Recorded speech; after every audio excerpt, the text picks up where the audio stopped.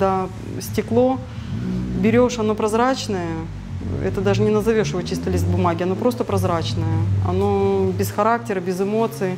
А начинаешь наносить контур, появляется определенное звучание, более резко. Начинаешь добавлять краску, получается, стекло говорит, не говорит, а поет. Оно за счет цвета совсем по-другому звучит.